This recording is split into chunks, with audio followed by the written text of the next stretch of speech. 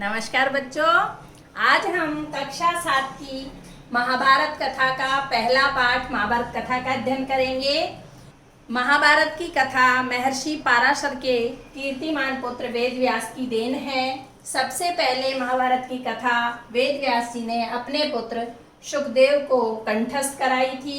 उसके बाद अन्य शिष्यों को इस कथा का मानव जाति में प्रचार प्रसार महर्षि वैशंपायन ने किया, जो कि वेद व्यास जी के बहुत अच्छे शिष्य थे। माना जाता है कि परीक्षित के पुत्र जन्मेजय ने एक बहुत बड़ा यज्ञ करवाया था और उस यज्ञ में सूत जी भी मौजूद थे और शौनक ने सबकी उपस्थिति में ये कथा सुनाई थी। कथा इस प्रकार उन्होंने शुरू की। एक बार हस्तिनापुर के राजा शांतनु थे। शांतनु के बाद चित्रांगद उनकी गद्दी पर बैठा, लेकिन चित्रांगद की अकाल मृत्यु हो गई। इसके कारण विचित्रवीर्य को राजा बनाया गया। विचित्रवीर्य की 2 शादियां हुई, एक अंबिका से एक अंबालिका से।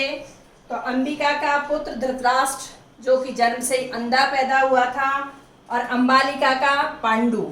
तो चूंकि धृतराष्ट्र जन्म से अंधे थे, इसलिए राजा बनाए नहीं जा सकते थे, तो पांडु को राजा बनाया गया। पांडु के 2 पत्नियां थी, कुंती और माद्री। पांडु को किसी श्रापवश जंगल में जाना पड़ा था और जंगल में जाकर कुंती और माद्री ने 5 पुत्रों को जन्म दिया, जो पांडव कहलाए। इधर धृतराष्ट्र जन्म से ही अंधे थे। इनकी पत्नी गांधारी, इन्होंने भी अपनी आंखों पर पट्टी बांध ली जीवन भर के लिए, और इनके बच्चे जो हुए कौरव कहलाए। ये 100 भाई थे। पांडव 5 भाई थे, कौरव 100 भाई थे। चूंकि जब जंगल में पांडु गए थे अपनी पत्नियों के साथ, तो श्रापवश पांडु और माद्री का वहीं निधन हो गया। फिर कुंती और उसके 5 बच्चे रह गए। उनका पालन पोषण ऋषि मुनियों ने किया जंगल में। जब इनमें बड़ा ही बड़ा भाई युधिष्ठिर 16 साल का हुआ, तो ऋषि मुनियों ने 5 भाइयों को पितामह भीष्म को सौंप दिया ले जाकर। चूंकि पांडव बहुत होशियार थे, बुद्धिमान थे, शिक्षा में निपुण थे, सुंदर थे, सुशील थे, इसलिए सबका मन उन्होंने मोह लिया था और सब लोग उनसे बहुत खुश होते थे। ये चीज देखकर जो कौरव थे, दुर्योधन, दुशासन आदि आदि बहुत सारे 100 भाई थे ये, तो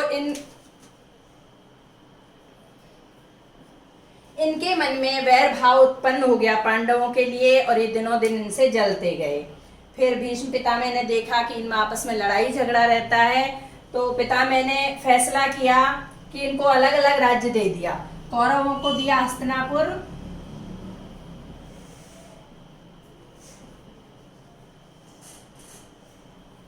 और पांडवों को इंद्रप्रस्थ दिया, जो बाद में इंद्रप्रस्थ कहलाया। एक राज्य दे दिया, इन दोनों को अलग अलग राज्य दे दिए। लेकिन कौरवों को ये बात पची नहीं, उनको अच्छा नहीं लगा कि पांडवों को अलग से राज्य दिया जाए। तो पहले के राजाओं में क्या होता था, चौसर का खेल खेलने का बड़ा रिवाज था। तो दुर्योधन ने पांडव जो थे, युधिष्ठिर जो थे बड़े बड़े भाई, उनको उकसाया कि चौसर का खेल खेलते हैं। तो ये तैयार हो गए। युधिष्ठिर और दुर्योधन में होना था खेल, लेकिन दुर्योधन की तरफ से दुर्योधन नहीं खेल करके उसका मामा शकुनी खेला। शकुनी बहुत चालाक था, बहुत चीटिंग करता था, चालाकी करता था।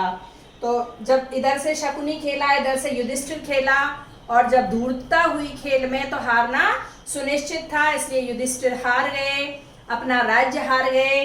तो इनको बदले में इन्होंने, कौरवों ने क्या कहा कि अब आपको शर्त के मुताबिक, आप हार गए इसलिए आपको 12 साल तक वनवास होगा और 1 साल आपको अज्ञातवास में रहकर बिताना होगा।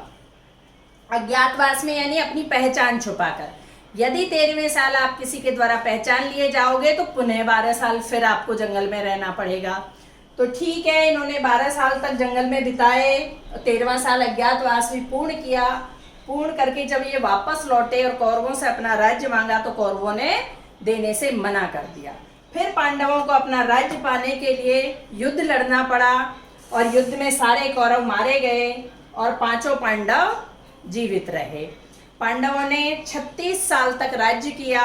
उसके बाद अपने पौत्र परीक्षित को राज्य काज सौंप करके द्रौपदी के साथ पांचों भाई हिमालय पर उपासना करने चले गए। यही संक्षेप में महाभारत की कथा है।